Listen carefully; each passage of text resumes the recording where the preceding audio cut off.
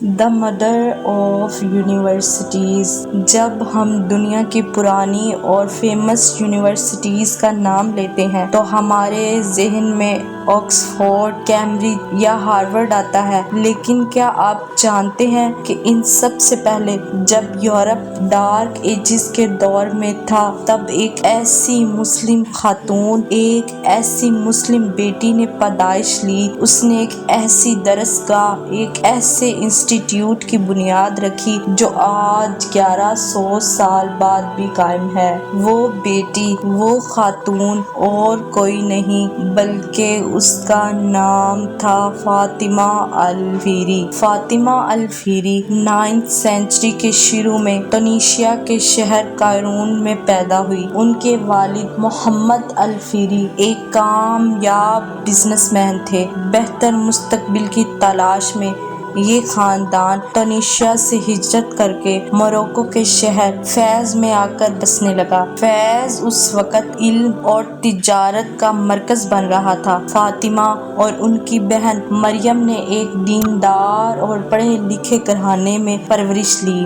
زندگی سکون سے گزر رہی تھی، لیکن پھر ایک ایسا وقت آیا جب فاطمہ پر آزمائشوں کا پہاڑ ٹوٹ پڑا۔ کچھ ہی عرصے میں ان کے والد، ان کے شوہر اور ان کے بھائی کا انتقال ہو گیا۔ فاطمہ اور ان کی بہن کے پاس وراثت میں ایک بہت بڑی دولت آئی، لیکن فاطمہ عام لوگوں کی طرح نہیں تھی۔ انہوں نے اس دولت کو محلات یا زیورات پر خرچ کرنے کی بجائے اسے صدقہ جاریہ بنانے کا فیصلہ کیا۔ ان کا مقصد تھا فیض کے لوگوں کے لیے ایک ایسی جگہ بنانا جہاں وہ نماز بھی پڑھ سکے اور تعلیم بھی حاصل کر سکیں۔ پھر رمضان 1859 CE میں فاطمہ نے القرویان ماسک کی بنیاد رکھی، لیکن یہاں ایک بات جو ان کی عظمت کو ثابت کرتی ہے وہ یہ ہے، کہا جاتا ہے کہ فاطمہ نے کنسٹرکشن کے پورے 18 سال تک ہر روز روزہ رکھا۔ وہ چاہتی تھی کہ یہ نیک کام اللہ کی عبادت کے ساتھ مکمل ہو۔ انہوں نے اسٹارٹ میں یہ کام شروع کرنے سے پہلے یہ بات اور یہ شرط رکھی تھی کہ اس بلڈنگ میں وہی مٹی، وہی پتھر استعمال ہوں گے جو ان کی اپنی زمین سے نکلے ہوں، تاکہ اس کی ہریالی اور شفافیت پر کوئی سوال نہ کر سکے۔ شروع میں یہ صرف ایک مسجد تھی، لیکن جلد ہی یہ دنیا کی سب سے پرانی اور سب سے بڑی یونیورسٹی بن گئی۔ یہاں صرف قرآن اور احادیث نہیں بلکہ میتھمیٹکس، میڈیسن، ایسٹرونومی اور گرامر بھی پڑھائی جاتی تھی۔ آپ